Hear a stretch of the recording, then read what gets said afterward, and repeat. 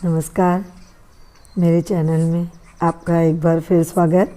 आज जो वीडियो लेकर के मैं आई हूँ ये है बोगनविलिया। बोगनविलिया जिसको हम पास से देखें तो कागज़ का फूल दिखता है, ऐसे लगता है जैसे कागज़ से बना हुआ हो, मगर बहुत ज़्यादा सुंदर फूल होते हैं। इस समय इनका सीज़न बहुत अच्छे से आया हुआ है। ऐसा कोई पौधा नहीं है जिस पे इस समय फूल ना हुआ हो। और अभी तक तो मैंने इसको बड़े बड़े दीवारों पे, ऐसे गार्डन में, ऐसी जगहों पे देखा। जब संभव ना हो कि आप बहुत बड़ा सा पौधा इसका बना सकें और पूरी दीवार पे इसको खिलने का मौका दे सकें, तो बस एक ही ऑप्शन बचता है कि अपने गमलों में लगाने की कोशिश करी जाए।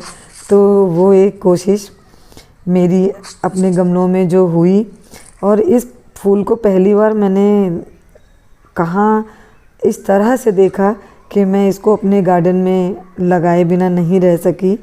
कि मैं किसी हाईवे पे जा रही थी, तो हम लोग एक लगभग ये शुरू हुआ जब इसका पौधा, तो 40 से 50 किलोमीटर तक इसका कोई अंत ही नहीं था। और बड़े नज़दीक से देखने को मिला कि सड़क के इस तरफ से गाड़ियां जा रही हैं तो पौधा उधर झूल जा रहा है, तगड़ी हवा, और उधर से जा रही हैं तो इस तरफ झूल जा रहा है।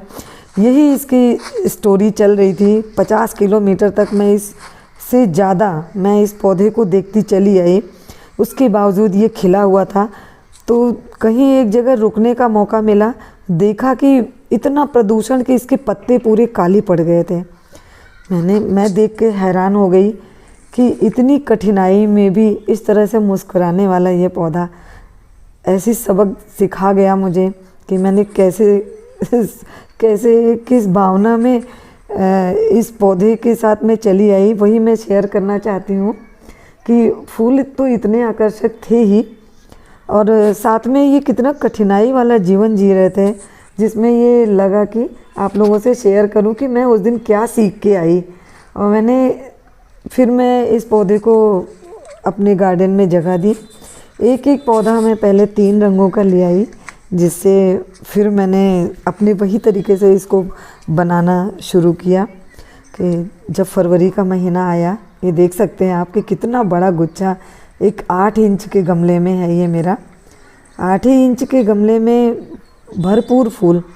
तो मुझे ऐसा लगा कि अब मेरा सोचना सफल रहा कि जो सोच करके मैं लाई थी कि कम से कम हवा पानी शुद्ध थोड़ा तो मिलेगा ना, जितना वहाँ पे ये प्रदूषण में पड़े हुए थे फिर भी खिले हुए थे, तो इनको मेरे गार्डन में खुश रहना ही रहना था। और इस तरह से ये भर भर के फूल दे रहे हैं। और लेकर के जब मैंने महसूस किया तो सच में यही समझ में आया कि जीवन की कठिनाइयाँ हमारी असली खूबसूरती को निखारने का मौका लेकर आती हैं। इनके साथ भी मैंने यही महसूस किया उस समय। और फिर मैं ले आई। और आप जब भी इनके फूलों को देखें तो याद रखें कि यह पौधा प्रकृति का चमत्कार ही नहीं है, बल्कि संघर्षों में धैर्य और आत्मविश्वास का असली मार्गदर्शक है। ये रंगीन फूलों वाला पौधा हमारे मन को खुश करते हुए हमारे दिलों को भी छू लेता है।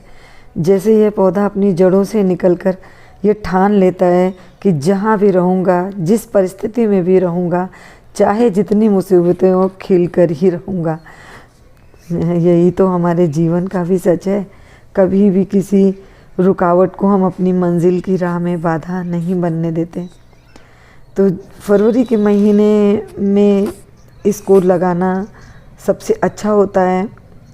फरवरी में एक 5-7 इंच की एक टहनी काट लीजिए और आधी 2 पार्ट मोरंग करके 1 पार्ट मिट्टी में इसको 3 से 4 इसके गांठें, जहाँ कांटे होते हैं उतनी 4 नीचे से लेके 4 इंच तक 4 गांठें मिट्टी में दबा दें, तो ये आसानी से हो जाता है। पत्ते निकल आते हैं, जड़ निकल आती है।